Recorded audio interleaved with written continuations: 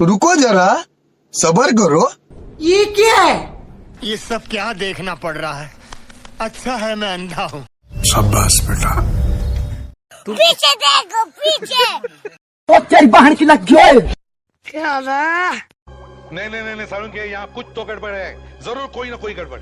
पुष्पा, पुष्पराज, मैं झुकेगा नहीं साला। तेरी बहन को हट। कौन है तू? हट। तेरी बहन की